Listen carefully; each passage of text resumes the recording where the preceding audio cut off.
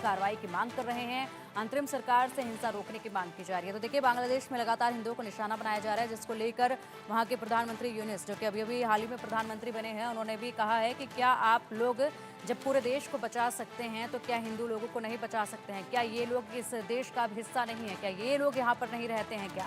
तो ऐसे यूनिस जो है वो लगातार प्रधानमंत्री यूनिस जो है वो लगातार अपील कर रहे हैं अपने देश की जनता से कि हिंदुओं के ऊपर अत्याचार ना किया जाए। दूसरी तरफ जो है अमेरिका में भी 2 सांसदों ने आवाज उठाई है और अमेरिका से सीधा इसमें हस्तक्षेप करने के लिए कहा है, क्योंकि जिस तरीके से लगातार ये घटनाएं सामने आ रही हैं, काफी विचलित करने वाली घटनाएं हैं। एक के बाद एक हिंदुओं को वहां पर टारगेट किया जा रहा है। हमले पर अमेरिकी सांसद भी जो है वो काफी भड़के हुए नजर आए और उन्होंने अपील की कि सीधा अमेरिका को भी अब इसमें हस्तक्षेप कर देना चाहिए, क्योंकि लगातार जो है पहले मंदिरों को टारगेट किया गया, मंदिरों पे हमला किया गया, उसके बाद हिंदुओं के इलाकों में घुसकर उनके घरों को जलाया गया, उनके घरों को नुकसान पहुंचाया गया और कई हिंदुओं को मौत के घाट भी उतारा गया। और लगातार दंगाइयों पर सख्त कार्रवाई की अब हिंदू जो है मांग कर रहे हैं। हिंदुओं का कहना है कि उन तक कोई भी मदद पहुंच नहीं पा रही है। इसको लेकर माहौल काफी वहां पर खराब हो रखा है। हालांकि नए प्रधानमंत्री बन चुके हैं, उम्मीद ये जताई जा रही थी कि नए प्रधानमंत्री यूनिस के शपथ लेने के बाद बांग्लादेश में हिंसा रुक जाएगी, बांग्लादेश के हालात सही हो जाएंगे, लेकिन ऐसा कुछ होता नजर नहीं आ रहा है। बांग्लादेश में हिंसा लगातार जारी है। देश में रहने वाले हिंदुओं पर हमलों के खिलाफ हजारों लोगों ने प्रदर्शन करना शुरू किया। इन हमलों में एक शिक्षक सहित 2 लोगों की मौत हो चुकी है और 45 लोग घायल हुए हैं। संयुक्त राष्ट्र महासचिव ने कहा है कि बांग्लादेश में हिंसा को रोका जाए। बयान में कहा गया है कि संयुक्त राष्ट्र हर तरह के नस्ल भेदी हिंसा के खिलाफ है। बांग्लादेश में हिंदुओं पर हमले पर भड़के हुए अमेरिकी सांसद। बांग्लादेशी हिंदुओं को मिला अमेरिकी सांसदों का साथ और हिंदुओं के खिलाफ हिंसक कार्रवाई की मांग कर रहे हैं। तो अब अमेरिका में भी एक गूंज पहुंच चुकी है। जिस तरीके से हिंदुओं पर हिंसा हो रही है, हिंदुओं के खिलाफ हिंसक कार्रवाई की निंदा की है अमेरिका में 2 सांसदों ने। अमेरिकी सांसद ने यूएस से सीधा इसमें हस्तक्षेप करने की मांग की है और कहा है कि जिस तरीके से बांग्लादेश में हिंदुओं पर अत्याचार हो रहा है, उस तरह अमेरिका को सीधा हस्तक्षेप करना चाहिए। तो लगातार इसको लेकर अब प्रोटेस्ट भी हो रहे हैं। ढाका में सुरक्षा की मांग को लेकर हजारों हिंदुओं का प्रदर्शन भी चल रहा है। 17 करोड़ की आबादी में हिंदू करीब 8% हैं, यानी कि 1 करोड़ 35 लाख वहां पर हिंदू हैं जिन पर अब अत्याचार चल रहा है।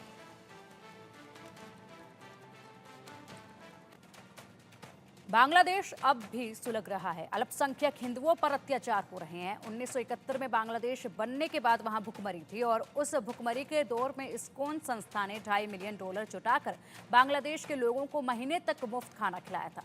लेकिन अब प्रदर्शनकारियों का चोला ओढ़े दंगाइयों ने चटगांव के उस इस्कॉन टेम्पल को भी जलाकर राख कर दिया।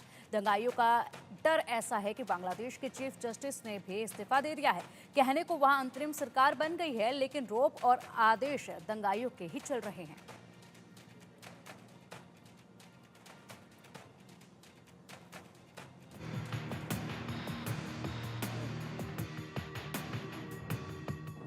बांग्लादेश जल रहा है, सुलग रहा है, हिंदुओं पर हमले हो रहे हैं, मंदिर जलाए जा रहे हैं। हिंसा के मद में अंधे हो चुके बांग्लादेश के तथा कथित प्रदर्शनकारी मंदिरों को जला रहे हैं, तोड़ फोड़ कर रहे हैं। दंगाइयों ने बांग्लादेश के इस्कॉन मंदिर को भी फूंक दिया। ये वही इस्कॉन है जिसने बांग्लादेश निर्माण के बाद भूख से मर रहे बांग्लादेशियों की मदद के लिए सैकड़ों करोड़ रुपए खर्च किए थे। भूखे मरते बांग्लादेशियों को मुफ्त खाना खिलाया था, लेकिन हिंसक भीड़ ने उस इस्कॉन मंदिर को ही जला डाला, तबाह कर डाला। जब बांग्लादेश 1971 में आजाद हुआ था ना, तो आर्थिक रूप से बहुत बुरी हालत थी। लोग भूख से बिलबिला रहे थे, बहुत अस्त-व्यस्त परिस्थितियां थी।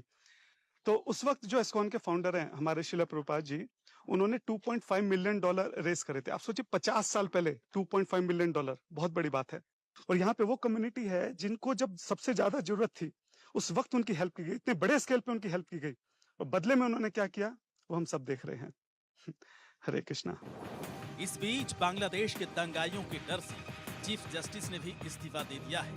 उबैदुल हसन ने अपनी बांग्लादेश में तो क्या राहुल गांधी अपने घर पर प्रो पैलेस्टीनियन प्रोटेस्टर्स को ट्यूटर कर रहे थे, मेंटोर कर रहे थे, उन्हें बता रहे थे कि किस प्रकार से उन्हें अगले दिन प्रोटेस्ट करना चाहिए। और यदि वो ऐसा कर रहे थे तो क्या वो हिंदू उत्पीड़न जो बांग्लादेश में हो रहा है उसके एक प्रकार से एनेबलर नहीं है?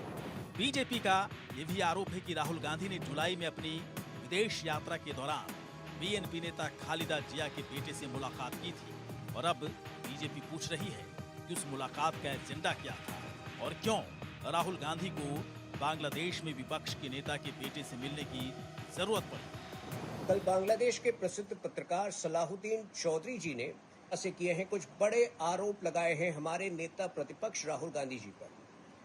सलाहुद्दीन चौधरी जी का मानना है कि पिछले महीने खालिदा जिया के पुत्र लंदन में मौजूद थे और यहां उनकी मुलाकात हमारे नेता प्रतिपक्ष राहुल गांधी से हुई और इस मीटिंग में राहुल गांधी ने एक प्रकार से बांग्लादेश में हो रहे आंदोलन को ग्रीन सिग्नल दिया। क्या वाकई राहुल गांधी जब पिछले महीने वे 10 दिन भारत में नहीं थे तो क्या वे लंदन में थे और क्या उनकी मुलाकात यहां खालिदा जिया के पुत्र से हुई थी? यदि हां तो इस मीटिंग में क्या डिसाइड किया गया, इस मीटिंग का एजेंडा क्या था? इन आरोप प्रत्यारोपों के बीच बांग्लादेश सुलग रहा है। हिंदू बांग्लादेश से पलायन करना चाहते हैं, वो देश छोड़ने की कोशिश कर रहे हैं, लेकिन दंगाइयों ने पूरे बांग्लादेश को चारों तरफ से घेर रखा है और हिंदुओं की टारगेट किलिंग पर दुनिया ने मौन साध रखा है।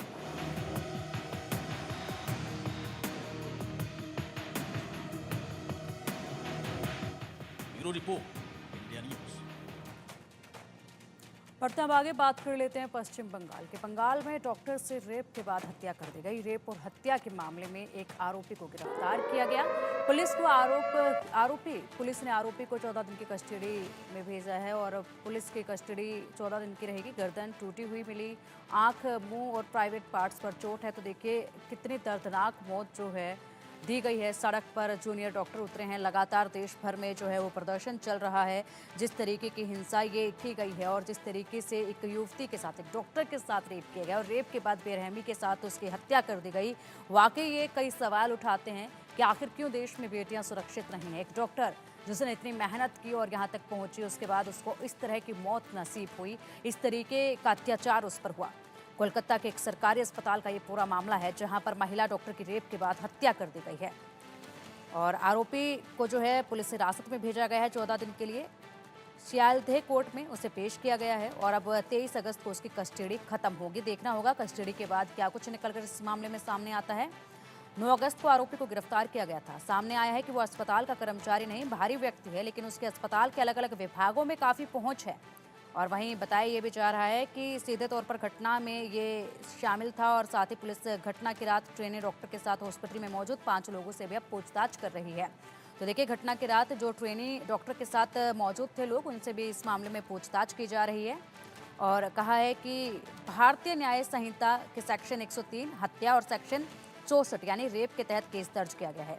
यह रेप और हत्या का मामला है। जाँच के लिए स्पेशल इन्वेस्टिगेशन टीम यानी कि SIT बनाई गई है।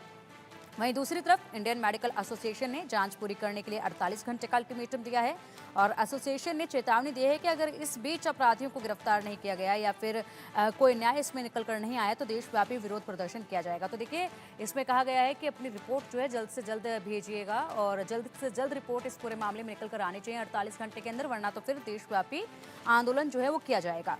कोलकाता के सरकारी अस्पताल के एक सेमिनार हॉल में, आपको पूरा मामला बताते हैं कि कोलकाता के एक सरकारी अस्पताल के एक सेमिनार हॉल में पोस्ट ग्रेजुएट ट्रेनी महिला डॉक्टर का अर्धनग्न शव मिला था। शुरुआती जांच में सामने आया कि उसकी रेप के बाद हत्या की गई है। पोस्टमार्टम रिपोर्ट आना अभी बाकी है। बताया जा रहा है कि जो लड़की की हत्या की गई वो बहुत ही बेरहमी के साथ की गई। उसकी गर्दन टूटी हुई थी, जख्म थे कई सारे शरीर पर। वहीं बीजेपी और वामपंथी दलों ने ममता सरकार को घेरना शुरू कर दिया है। बीजेपी ने CBI